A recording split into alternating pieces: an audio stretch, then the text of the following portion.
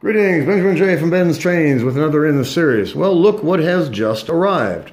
A Marx 490 with its original tender. Now, I found this on eBay for $7. Now, this 490 has a full-size double reduction motor in it, as you see. It has the same motor as the 666. Now, an interesting story about this. When this arrived, as you see, it's in virtually perfect condition. It doesn't look like it's ever been played with. Got some rust on the inside of the motor mount there, but nothing on the outside, which is really curious. In any case, when this got here, this motor was frozen, absolutely solid, mechanically frozen. I could not turn it with both hands. And it was difficult to comprehend that because there's no oxide on it. So obviously it wasn't bound from oxide. So I started looking at it, took it apart, put it on the bench, and you notice there's a dent, a ripple, right there in this push rod. And I discovered what had happened is someone had dropped this and it landed right there on something. And it physically drove this wheel down until it bottomed out on the top of those gears and just froze the motor solid. I mean, you couldn't turn this thing with both hands. So I used the wheel puller, put the wheel puller on it, pulled it out about a 1/16 of an inch, perhaps more than that. And it freed up and it is running absolutely perfectly. Now, as I said, this engine, as you see, looks new. There's no appreciable wear or damage to it at all.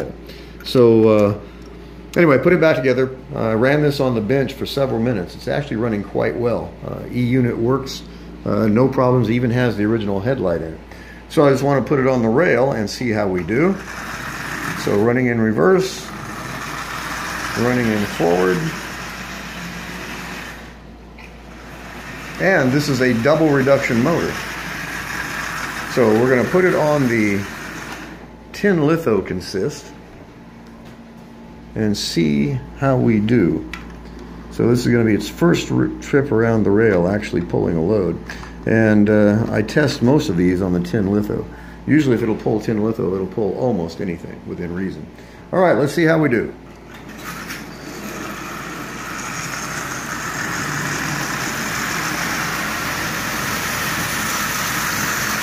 There's 50% power.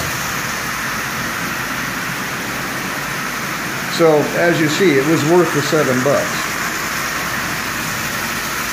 So this motor will very likely wind up in a steel engine, which is why I'm buying these plastic-bodied engines just to get the motors out of them.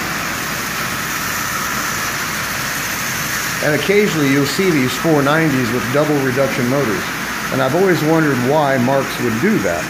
Why would they put their best motor in their cheapest locomotive? It doesn't make any sense. The only thing I can figure out is that they use whatever they had. If they had a surplus of these double reduction motors, they used them. Simple as that. Anyway, I just wanted to do a quick video on this. $7 on eBay. And again, this just reinforces everything I said. Don't overlook the junk. You can get this Marx stuff really, really cheap. And usually within a matter of minutes, you can have it up and running. Now, this motor has probably been frozen for years, which is why it wound up on eBay for $7 with the tender. Anyway, it only took a couple minutes to actually figure out what the problem was. Pulled out that wheel a bit and the engine is running great. Soaked it with oil. I'm going to blow it out with air. This thing had been sitting for decades unrun. So I'll be running this probably the rest of the day. The best thing to do with these engines once you get them running is to run them. Gets everything broken loose, and like I said, this thing has been sitting for decades unused. But it's in remarkably good condition. No damage, no problem, no scuff wear, no play wear. In really decent shape with a double reduction motor and the tender for $7. Really difficult to beat that. Anyway, I just wanted to do a quick video. As always, if you have any questions, feel free to drop me an email, BENZTRAINZ@gmail.com. And as always, thank you for watching.